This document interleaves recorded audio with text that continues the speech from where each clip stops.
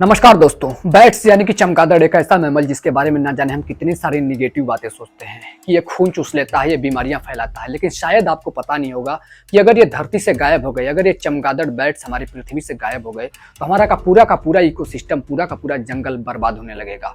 पेड़ पौधे सूखने लगेंगे, फसलें बर्बाद हो जाएंगी, फ्रूट्स और सब्जियों की कमी हो जाएगी। और सिर्फ इतना ही नहीं, हमारे जंगलों में नए पेड़ पौधे उगने भी बंद हो जाएंगे। अब सुनने में आपको लग रहा होगा कि ये क्या मैं बोल रहा हूँ, लेकिन दोस्तों ये सच्चाई है। ये है दोस्तों हमारे इकोसिस्टम और फॉरेस्ट के लिए सबसे जरूरी जीवों में से एक, बैट्स यानी कि चमगादड़।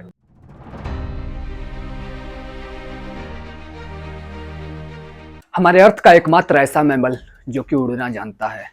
आइए समझते हैं इन बैट्स यानी कि चमगादड़ के इंपॉर्टेंस को, कि ये हमारे इकोसिस्टम के लिए, हमारे फॉरेस्ट के लिए और हमारे एनवायरनमेंट के लिए कितना ज़्यादा ज़रूरी है और किस तरह से ज़रूरी है। आइए इन्हीं सारी चीज़ों को डिस्कस करते हैं डिटेल्स में आज के इस वीडियो में।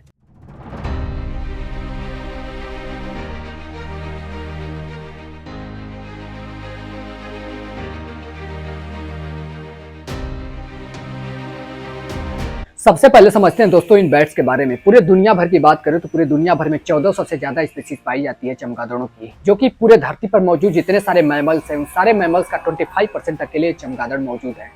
यानी कि दोस्तों हर 4 मैमल्स में एक चमगादड़ है। और अगर सिर्फ हम इंडिया की बात करें तो इंडिया में 100 से ज्यादा स्पीसीज पाई जाती है इन चमगादड़ों की, जिसमें सबसे ज्यादा कॉमन है इंडियन फ्लाइंग फॉक्स। यानी कि दोस्तों इनकी जो पंख होती है वो एक 1.2 मीटर से लेकर 1.5 मीटर तक चौड़ी या लंबी हो सकती है, इतने बड़े बड़े होते हैं ये। और ये फ्रूट ईटर होते हैं, यानी फलों को खाकर जिंदा रहते हैं। दिन के समय ये सोते रहते हैं। जब ये सोते हैं दोस्तों तो अपना सर नीचे करके और पैर ऊपर करके सोते हैं। जब भी इनको कोई देखता है तो इस उल्टा ये इतने भयानक दिखते हैं कि लोग डर जाते हैं।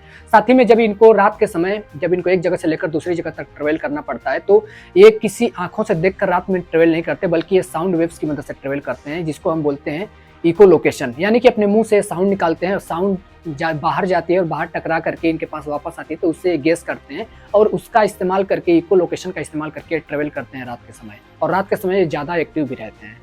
दोस्तों बैट्स को लेकर के लोगों के बीच में बहुत सारे मिथ्स भी हैं, जैसे कि लोग कहते हैं कि बैट्स जो होते हैं वो अंधे होते हैं, लेकिन ऐसा बिल्कुल भी नहीं है। ये अंधे बिल्कुल भी नहीं होते, इनकी आंखें बहुत तेज होती है। साथ ही में दूसरा बात बोली जाती है कि जो बैट्स होते हैं ये खून चूसते हैं, लेकिन ये बिल्कुल सच नहीं है। हमारे दुनिया भर में जो 1400 स्पीसीज पाई जाती हैं उनमें सिर्फ 3 स्पीसीज ऐसी होती हैं जिसको वैम्पायर बैट्स बोला जाता है। सिर्फ यही 3 स्पीसीज ऐसी होती हैं जो कि खून चूसती हैं, वो भी इंसानों के पास बिल्कुल भी नहीं जाती। जो ऐसे जानवर होते हैं जिनका कहीं जानवरों का कहीं कटा होता है या कहीं पे घाव होती है, उस घाव पे चिपक करके उस घाव को पकड़ करके वहां से खून चूसने का काम करते हैं।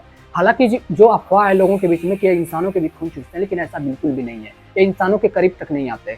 यानी कि दोस्तों इन 3 स्पीसीज को छोड़ दें वैम्पायर बैट्स को, तो दुनिया भर में जितनी सारी बैट्स की स्पीसीज बचती हैं वो सारी की सारी बैट्स की स्पीसीज कीड़े मकोड़े और फ्रूट्स पे डिपेंडेंट होती है और इन्हीं को खा करके जिंदा रहते हैं। इसके साथ ही लोगों का मानना है कि बैट्स की वजह से बहुत सारी बीमारियां फैलती हैं, जैसे कि कोविड। लेकिन रिसर्चर्स का मानना है कि ये एक नेचुरल स्पिल ओवर होता है। ज्यादातर खतरा जो होता है वो इंसानों की वजह से होता है। ये सारी की सारी मिथ्स इतने मजबूत है दोस्तों कि लोग बैट्स को देखते ही मार देते हैं, लेकिन सच तो ये है कि ये बहुत ही हमारे फॉरेस्ट के लिए और हमारे इकोसिस्टम के लिए बहुत ही ज़्यादा हेल्पर और बहुत ही ज़्यादा इंपॉर्टेंट जीवों में से एक है।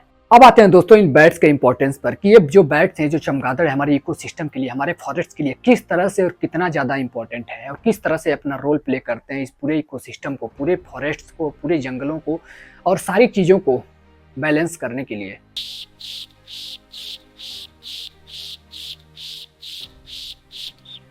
सबसे पहला और सबसे बड़ा काम है इनका कीट कंट्रोल का, क्योंकि दोस्तों जब ये रात में निकलते हैं तो बहुत सारे कीट और पतंग खाते हैं, ये बहुत सारे कीड़े मकोड़े खाते हैं, जैसे मच्छर की तरह।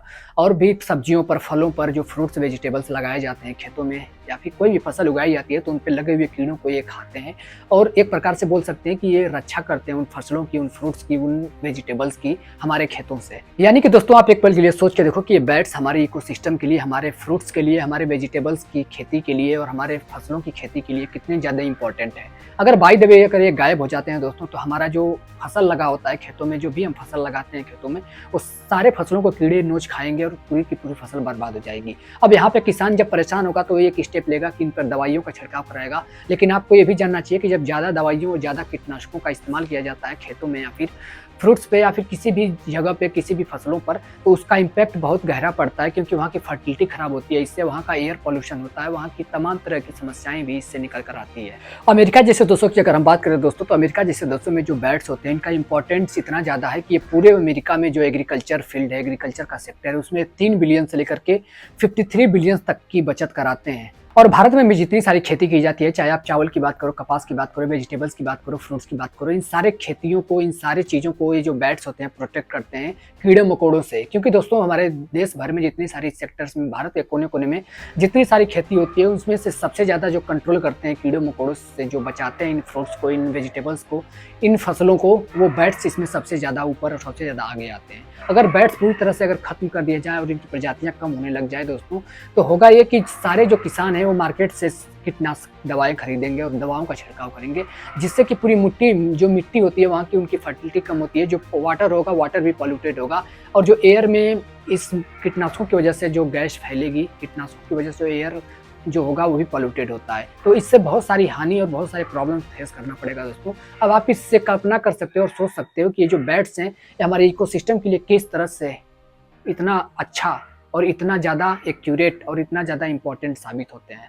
इसके साथ ही इन फ्रूट्स पे, वेजिटेबल्स पे और जितनी सारी फसलें होती हैं, इन फसलों पे अगर दवाई छिड़काई जाती है, कीटनाशकों का इस्तेमाल होता है, तो इसको फिर हम कंज्यूम करते हैं, फ्रूट्स को या फिर फसलों को जब हम कंज्यूम करते हैं, तो कहीं ना कहीं इनडायरेक्टली हमारे हेल्थ पर भी असर पड़ता है इसका। दूसरा सबसे बड़ा जो रोल है इन बैट्स का, वो है पॉलिनेशन। यानी कि दोस्तों ट्रॉपिकल प्लांट्स जैसे कि केला हो गया, आम हो गया, या फिर क्लोव्स जैसे प्लांट्स जो होते हैं, इनका पॉलिनेशन सबसे ज़्यादा जो होते हैं बैट्स करते हैं। अगर इन बैट्स का पॉलिनेशन ना करें तो इस तरह के जो पेड़ होते हैं, जो पेड़ पौधे होते हैं, वो फ्रूट्स देना भी बंद कर देंगे। यानी कि दोस्तों ये जो इंडियन फ्लाइंग फॉक्स होते हैं, जब ये रातों को निकलते हैं, जो कि एक प्रजाति है इन बैट्स की, जब ये रातों में निकलते हैं, तो जब ये किसी भी फूल पर बैठते हैं, तो इनके जो पंख होते हैं, उन पंखों पर पाउडर पोलन चिपक जाता है, और उसके बाद जब उस वहाँ से उठ करके किसी दूसरे फूल के पास जाते हैं, दूसरे पेड़ों के पास जाते हैं, पौधों के पास जाते हैं, तो वो जो पोलन होता है, वो जो पाउडर होता है, वो दूसरे पेड़ों तक ट्रांसफर हो जाता है, और यही सबसे बड़ा रीजन बनता है इस तरह के पॉलिनेशन का। तीसरा सबसे बड़ा रोल है दोस्तों सीड्स डिस्पर्सल का। यानी कि जो फ्रूट बैट होते हैं वो फल और फ्रूट्स को खाते हैं, और खाने के बाद अपने मुंह में लेकर के वो बाहर निकल जाते हैं और बाहर उड़ जाते हैं, और बाहर जाकर के गुट में उसको बाहर निकाल देते हैं। हमारे इंडिया में जो ट्रॉपिकल फॉरेस्ट हैं, उसमें सबसे ज़्यादा जो 98% तक का जो फॉरेस्ट होता है, रिफॉरेस्टेशन होता है, वो इन्हीं फ्रूट बैट की वजह से होता है।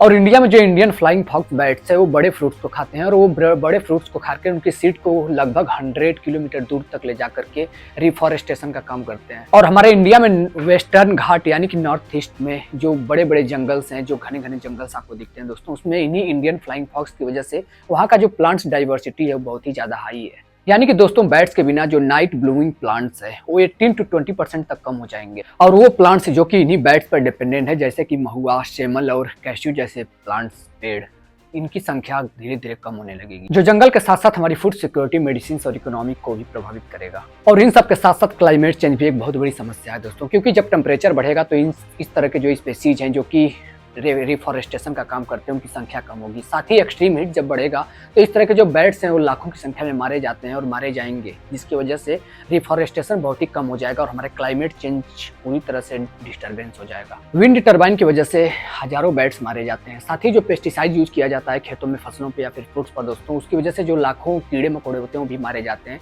जो कि बैट्स के लिए सबसे बड़ा इफेक्टिव होते हैं, क्योंकि बैट्स उन्हीं कीड़े मकोड़ों को खाकर के जिंदा रहते हैं। और कीड़े मकोड़े जब इस तरह से गायब होंगे तो पेस्टिसाइड की वजह से जो हमारा मिट्टी होती है उसकी फर्टिलिटी भी कम होती है, साथ में एयर पॉल्यूशन भी होता है, वाटर पॉल्यूशन भी होता है। इस सबके साथ साथ जो बैट्स है जो कि इन पे डिपेंडेंट थे, उनका भी लाइफ डिस्टर्ब होता है। इन्हीं सारी प्रॉब्लम्स को ध्यान में रखते हुए हमारे इंडिया में बहुत सारे ऐसे संगठन हैं जो इसके प्रोटेक्शन में काम करते हैं, जैसे WWF, बैट कंजर्वेशन इंटरनेशनल और NCF जैसे संगठन इसके कंजर्वेशन में बहुत ज़्यादा हेल्प करते हैं लोकल लेवल पर, जैसे रोस्टिंग ट्रीज को प्रोटेक्ट करना और बैट्स फ्रेंडली गार्डन को डेवलप करना। दोस्तों ये प्रॉब्लम सिर्फ बैट के साथ नहीं है, बैट की तरह और भी बहुत सारे जीव हैं हमारे इकोसिस्टम में, जो कि हमारे इकोसिस्टम को, हमारे एनवायरनमेंट को, फॉरेस्ट को पूरी तरह से प्रोटेक्ट करते हैं। और बस यहाँ पे ज़रूरत है हमको समझने की और इनको प्रोटेक्ट करने की, क्योंकि दोस्तों अगर हम इस पे ध्यान नहीं देंगे और इस चीज़ को प्रोटेक्ट नहीं करेंगे तो आने वाला समय हमारे लिए बहुत घातक साबित हो सकता है। क्लाइमेट चेंज से लेकर के, फॉरेस्ट के गायब होने से लेकर के, और जितनी सारी प्रॉब्लम समस्याएं हैं क्लाइमेट चेंज से लेकर के, सारी चीज़ों पे इफेक्ट पड़ेगा इन सबका, जो कि हमारे ह्यूमन बींग के लिए और इस मानव जाति के लिए बहुत ही घातक साबित हो सकता है। उम्मीद करता हूं दोस्तों वीडियो आपको इन्फॉर्मेटिव लगा होगा। वीडियो अगर आपको इन्फॉर्मेटिव लगा तो अपनी राय कमेंट बॉक्स में जरूर देना, और चैनल पे अगर नए आए तो प्लीज सब्सक्राइब करके लाइक जरूर से कर देना और अपना रिव्यू जरूर देना। मिलते हैं किसी और वीडियो में एक नई टॉपिक के साथ। तब तक के लिए thank you so much for watching this video.